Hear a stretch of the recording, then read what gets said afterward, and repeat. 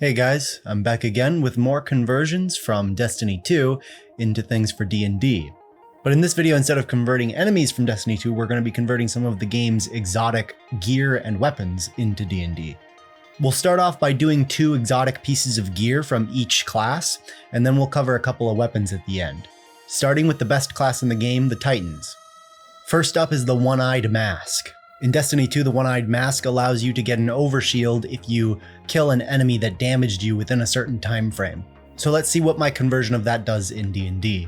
While wearing the mask, after a creature damages you, it becomes cursed by a Mark of Vengeance for 1 minute. The first time that you deal damage to a creature marked this way, you will gain temporary hit points equal to half the damage that you deal, and the Mark of Vengeance is removed from the creature. So, a very simple item, but very cool and very powerful.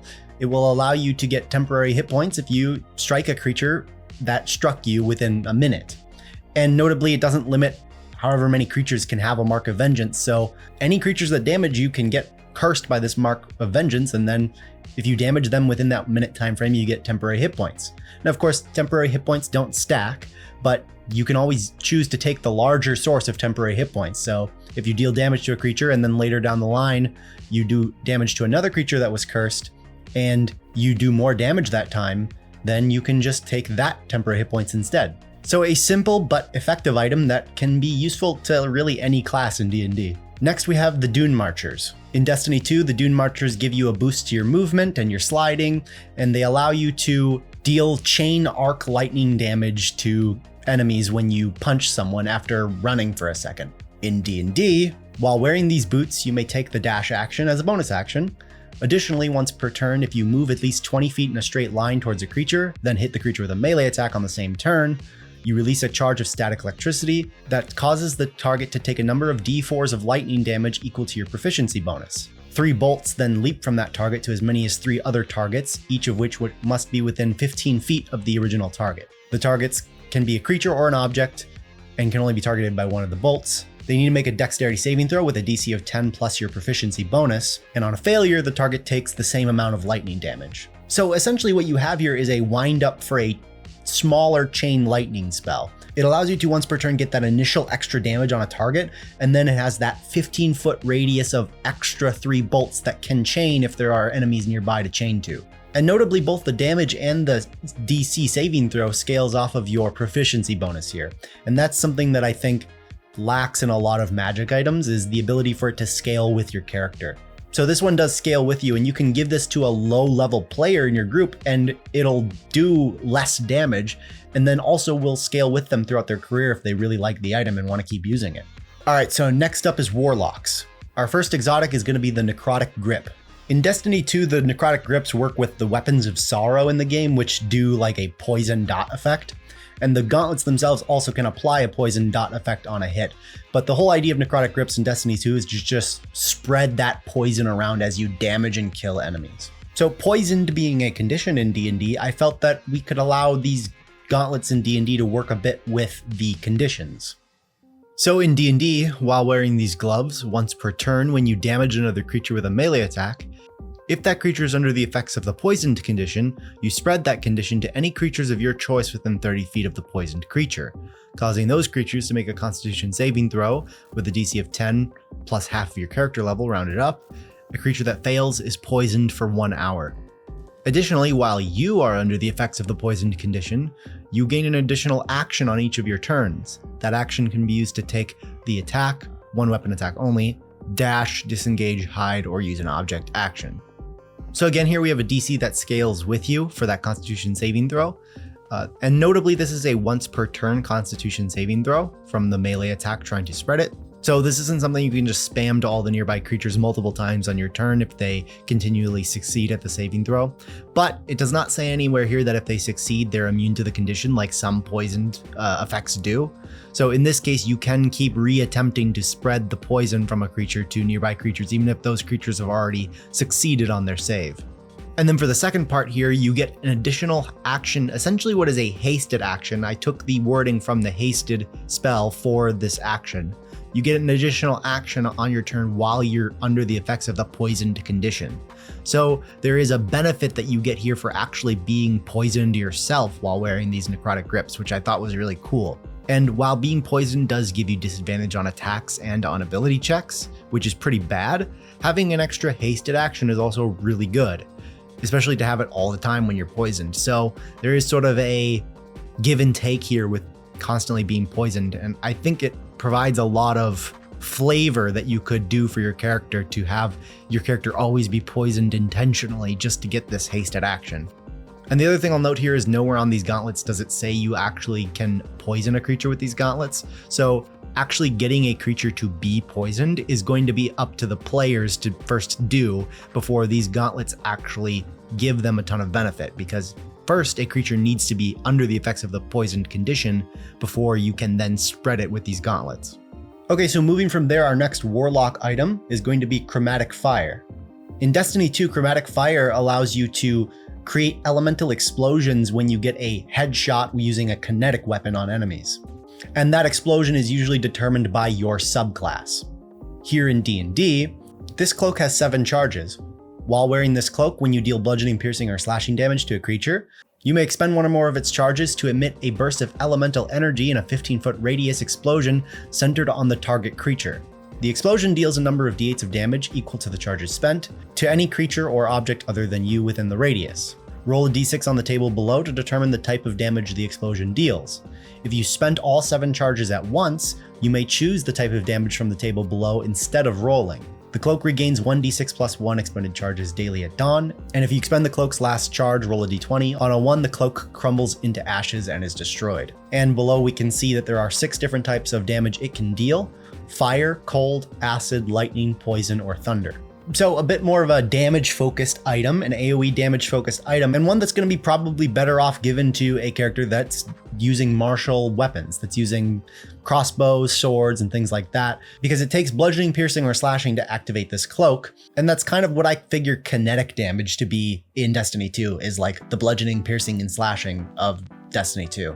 Okay, so next up we have Hunters, and our first exotic item is going to be the Oathkeeper gauntlets.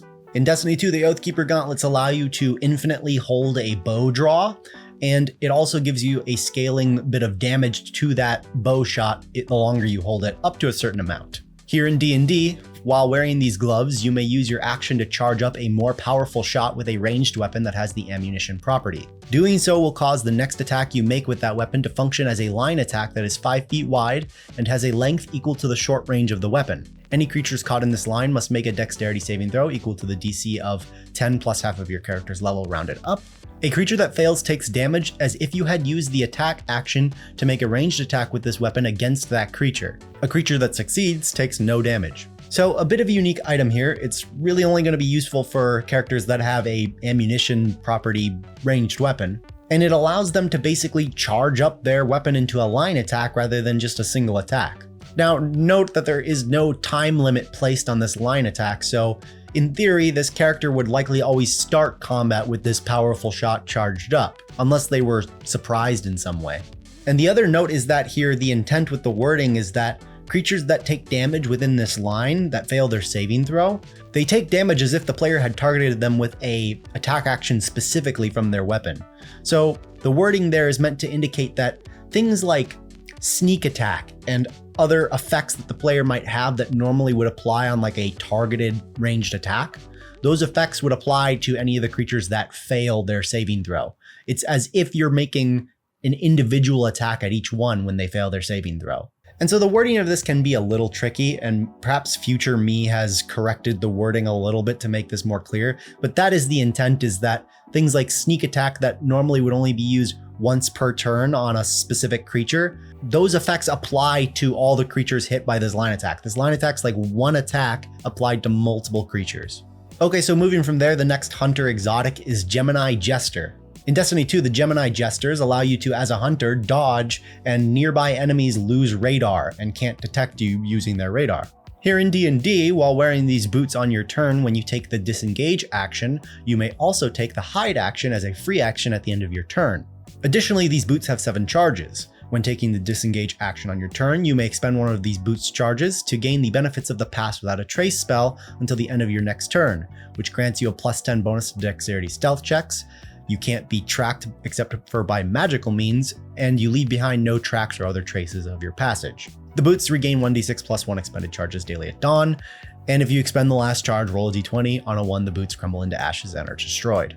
So these boots do a couple things that lean into that whole fantasy of being non-detected when you dodge as a hunter. So in this case, I'm treating the disengage action as dodging, and as part of that action, you get to hide as a free action on your turn, which is nice. So this is probably going to be a fairly rogue-focused item that will be one you'll probably want to give to a rogue in your group, or just someone who's trying to play that sort of sneaky hide mid-combat gameplay. So those were all the exotic armor pieces that I converted, 2 for each class. But I have 2 more items I want to go over, and that is some exotic weapons that I converted as well. Starting off with the Ager's Scepter. In Destiny 2, the Ager Scepter is a trace rifle, a stasis trace rifle that shoots a fairly powerful beam, but also, as part of its catalyst, you can overcharge the beam and it consumes your super slowly to fire a more powerful beam. So here I've converted it to D&D. While holding this staff, you can use an action to expend one of your spell slots to begin firing a beam of frost in a 60-foot line that is 5 feet wide that originates from you. The beam always originates from you, and if you move, the beam will move with you but keep its direction. When a creature enters the beam's area for the first time on a turn or starts its turn there, it must make a Constitution saving throw against your spell save DC, taking a number of d6s of cold damage equal to double the level of the spell slot used on a failure. And the creature's movement speed is halved during its next turn. A creature takes half damage on a success and has no reduction in movement. This beam remains until the start of your next turn. At the start of your subsequent turns, you may choose to use a bonus action to expend another spell slot to keep the beam active. The beam's damage will change to match the level of the new spell slot that was expended. Additionally, as part of this bonus action, you may change the beam's direction. So a very unique staff we have here, and one that's going to be for spellcasters. It creates a 60-foot line that functions similarly to a moonbeam, in that creatures have to start their turn there or enter there on their turn to take the damage from the beam. And you use an action originally to start the beam, and it scales based on the level of the spell that you expended to do the action, but then on subsequent turns you can use a bonus action to keep expending spell slots to keep the beam going and shift its direction. But notably, it always originates from you, so when you make the beam, it's always coming from you in a line. You can't place the line somewhere else. It comes from you and goes 60 feet. And then you can move and it will follow you, but keep its direction. So in some sense, you can move the beam in multiple dimensions. You can move your character, which will move the beam along with your character, but keep its pointed direction. And then you can use your bonus action to keep it going. And also, if you would like to, reorientate the actual pointed direction of the beam. So that was Ager Scepter, but for our last item, we have another weapon, and that is the Rat King. In Destiny 2, the Rat King is a sidearm that will allow you to, when you kill an enemy with it, go invisible and heal after you reload. So basically like a better version of Heal Clip. But additionally, the main draw of Rat King is that when other players are using Rat King within proximity of each other, the fire rate of it goes up, based on the number of Rat Kings nearby. So I've tried to do something similar here in D&D. This dagger is one of a set of 6 daggers. While wielding this dagger, when you reduce a creature to 0 hit points with this dagger, you become invisible until the end of your next turn, and you may expend one of your hit dice to regain hit points. Additionally, this dagger becomes more powerful when the other daggers of its set of 6 are nearby. For each additional Rat King dagger within 30 feet of this dagger, up to a maximum of 5, this dagger gains an additional 1d4 of piercing damage and gains a +1 bonus to attack and damage rolls. So very similar to Rat King in Destiny 2, this time it's a dagger instead. And it's one of a set of 6, so you could perhaps spread out these 6 daggers throughout your world and maybe the players find them throughout their adventures. And this dagger will allow you to go invisible if you reduce a creature to 0 hit points, only for a short time, just for 1 round. And you can also expend hit dice, if you have any to expend.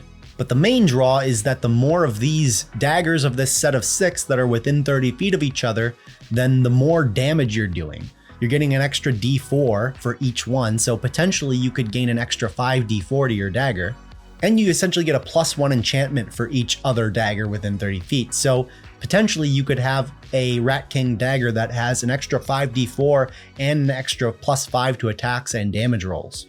And so I see a lot of opportunity with this set of 6 Rat King daggers just as a fun thing to have in your world, whether this be for a cult that is collecting the 6 daggers to be used as a group, or whether your players are collecting these daggers as a set of 6 to be used against the final boss or something. So those were all of the exotics that I converted for this video. Look forward to more content like this for Destiny 2, as I have so many more ideas that I could do. And if you want to see those ideas, just leave a like and leave a comment. Anyways, thanks for watching, and I'll see you guys in the next video.